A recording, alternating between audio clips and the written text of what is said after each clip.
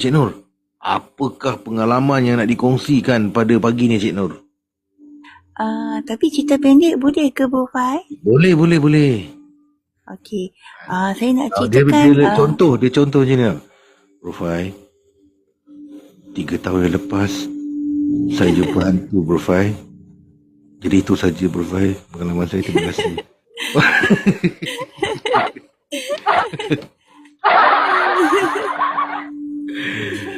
Okey, Cik Nur. Silakan Cik Nur. Apakah pengalaman yang nak dikongsikan tu? Okey, saya nak ceritakan pengalaman kerja saya bekerja di sebuah ofis di Pulau Pinang. Di Pulau Pinang.